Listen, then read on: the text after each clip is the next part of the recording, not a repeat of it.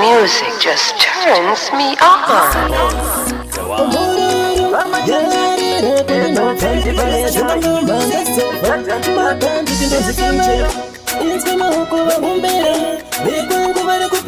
Music just turns me on.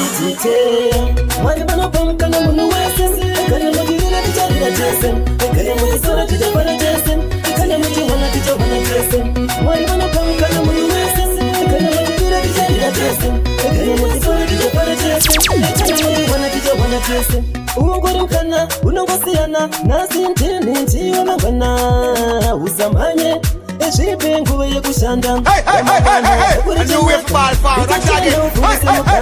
tinosiyane nguva nemukana namata mwari ufunge zvinobatana mwari vanopa mukana munhu wese ekane mujirira ticharira tese ekane mujisora tichapara tese ekane muchiwana tichawana tese mwari vanopa mukana munhu wese ekane mujirira ticharira tese ekane mujisora tichapara tese ekane muchiwana tichawana tese nasi ndinasi magana timangwana ukatizwa wawari nemukana ukenera vanhu mukurarama ivane mari uvane munhu uvene mari eterera eshiri inomhara wani mumwe wangu mwari vanopa mukana munhu wese ekane mujirira ticharira tese ekane muchisora tichapara tese ekane muchiwana tichawana tese mwari vanopa mukana munhu wese ekane mujirira ticharira tese ekane muchisora tichapara tese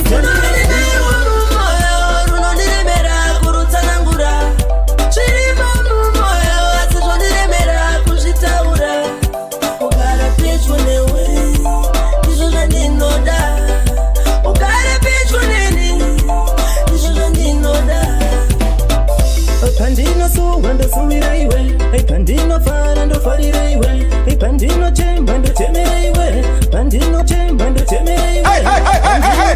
You fall foul, that's again. Hey! Mama stop, mama brumazera, kuna kwanoenda Endinonzi king checking, follow me them. Akara ndikauze zviri mupfungwa dzangu. Andinokuda ni baby wangu, ndiwe mbavu yangu.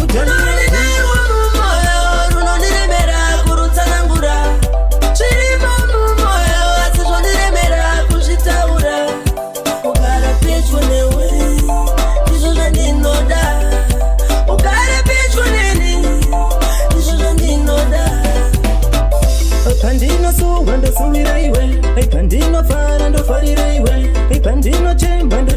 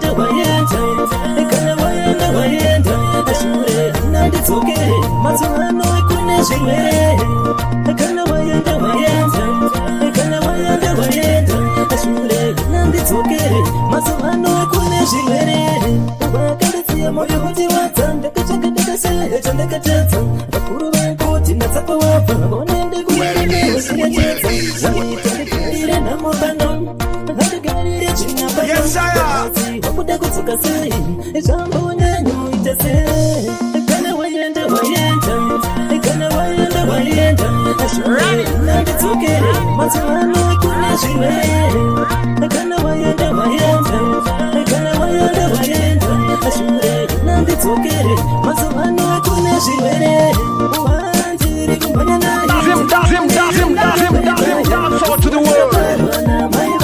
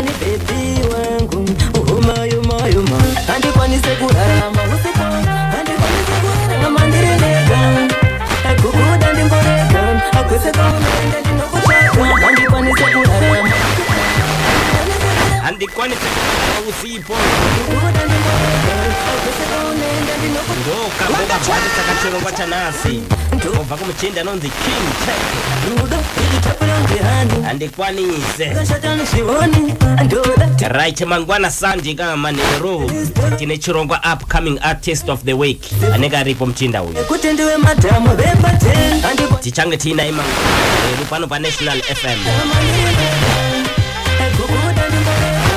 achitaura unyaya dzake semu yindi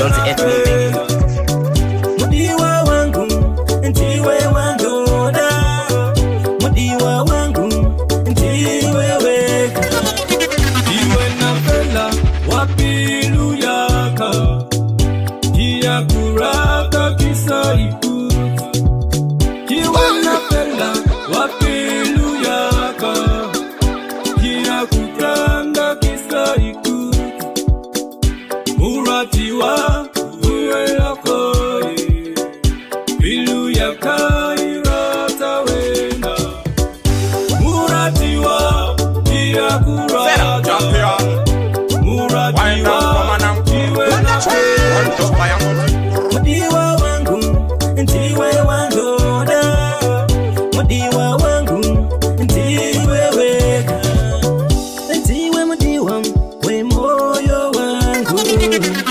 ndinokuda pasina zororo ndiwe mudiwa we moyo wangu ndinokuda pasina zororo mudiwa wangu